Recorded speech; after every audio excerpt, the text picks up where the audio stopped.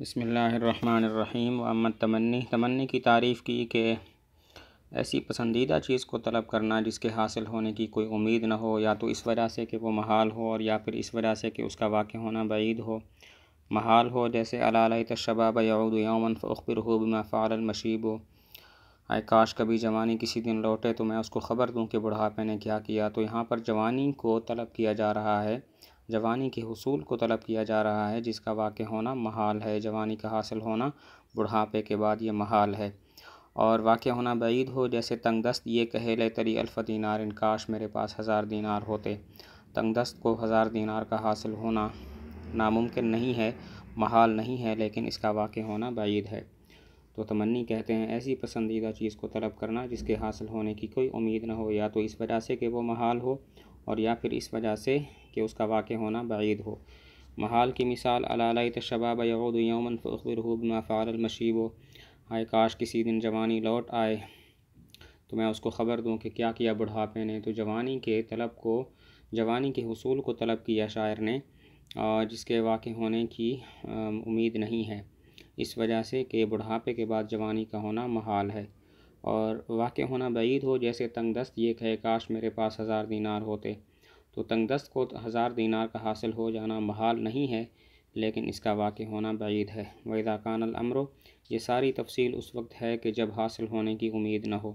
اگر حاصل ہونے کی امید ہو تو اس کو ترجی کہتے ہیں، اور اس کو عسیٰ اور لعل کے ساتھ تعبیر کرتے ہیں، جیسے لعل اللہ یحدث بعد ذلک امرا، شاید کہ اللہ تعالیٰ اس کے بعد کوئی صورت پیدا کر دیں. یہ ساری تفصیل اس وقت ہے کہ جب حاصل ہونے کی امید نہ ہو. اگر حاصل ہونے کی امید ہو تو اس کو ترجی کہتے ہیں، اور اس کو عسیٰ یا لعل کے ساتھ تعبیر کرتے ہیں، جیسے لعل اللہ یحدث بعد ذلک امرا، شاید کہ اس کے بعد اللہ تعالیٰ کوئی صورت پیدا فرما دے. وللتمنی، تمنی کی 4 ادوات ہیں، 1 اصلی اور 3 غیر اصلی. اصلی لیتا ہے اور غیر اصلی ہل، لو اور لعل ہیں. حل کی مثال فہل لنا من شفعاء فیشفعوا لنا، کاش ہمارے لیے شفعاء ہوتے تو وہ ہماری شفاعت کرتے. اور لو کی مثال فلو ان لنا کرۃ فنکون من المؤمنین، کاش ہمارے لیے دنیا میں واپس لوٹنا ہوتا تو ہم مسلمان ہو جاتے. اور لعل کی مثال اسرب القطا هل من یعیر جناحه لعلی الی من قد حویت اطیر. اے قطع پرندوں کے جھنڈ، کیا کوئی ہے جو عاریت کے طور پر دے اپنا پر تاکہ میں اس شخص کی طرف کے جس سے میں محبت کرتا ہوں اڑ جاؤں. مطلب یہ ہے کہ اے قطع پرندوں کے جھنڈ، کیا تم میں سے کوئی ایک ایسا پرندہ ہے جو مجھے اپنا پر عاریت کے طور پر دے دے تاکہ میں اپنے محبوب کی طرف اڑ کے چلا جاؤں. تو یہاں پر لعل کو استعمال کیا گیا تمنی کے لیے. اور ایک فائدہ بیان کیا کہ یہ ادوات چونکہ تمنی میں استعمال ہوتے ہیں، اسی وجہ سے ان کے جواب میں مضارع جو واقع ہوتا ہے منصوب ہوتا ہے. تو مطلب یہ ہوا تمنی کی 4 ادوات ہیں، 1 اصلی اور 3 غیر اصلی. اصلی لیتا ہے اور 3 غیر اصلی ہل، لو اور لعل ہیں. حل کی مثال فہل لنا من شفعاء فیشفعوا لنا، کاش ہمارے لیے شفعاء ہوتے تو وہ ہماری شفاعت کرتے. اور لو کی مثال فلو ان لنا کرۃ فنکون من المؤمنین، کاش ہمارے لیے دنیا میں واپس لوٹنا ہوتا تو ہم مسلمان ہو جاتے. اور لعل کی مثال اسرب القطع هل من یعیر جناحه لعلی الی من قد حویت اطیر. اے قطع پرندوں کے جھنڈ، کیا کوئی ہے جو عاریت کے طور پر دے اپنا پر شاید کہ میں تاکہ میں اس کی طرف کہ جس سے میں محبت کرتا ہوں اڑ جاؤں. مطلب یہ ہے کہ اے قطع پرندوں کے جھنڈ، کیا کوئی پرندہ ہے جو اپنا پر مجھے عاریت کے طور پر دے دے تاکہ میں اپنے محبوب کی طرف اڑ جاؤں. اور ایک فائدہ بیان کیا کہ یہ ادوات چونکہ تمنی میں استعمال ہوتے ہیں، اسی وجہ سے ان کے جواب میں واقع ہونے والا مضارع منصوب ہوتا ہے. واما الندا، ندا کی تعریف کی کسی کی توجہ کو ایسے حرف کے ذریعے طلب کرنا جو ادعو کے قائم مقام ہو، جیسے یا زید. اس کا معنی ہے ادعو زیدن، میں زید کو پکارتا ہوں. ندا کے ادوات 8 ہیں. ندا کے ادوات 8 ہیں، یا، حمزہ، اے، او، آ اور اے اور ایا، حیا اور وا. حمزہ اور اے منادہ قریب کے لیے آتے ہیں، اور ان کے علاوہ باقی جو ہیں وہ منادہ بعید کے لیے آتے ہیں.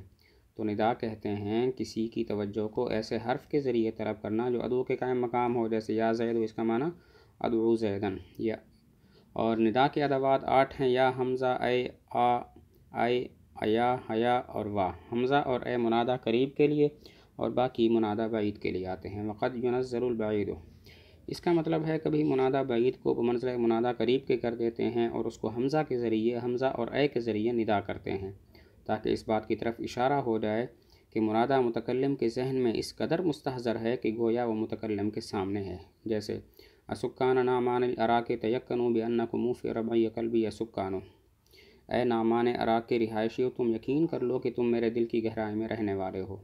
تو یہاں پر نعمان عراق کے رہائشی جو دور ہیں ان کو حمزہ کے ساتھ ندا کی، اس لیے کہ ان رہائشوں کو بمنزلہ قریب کے کر دیا۔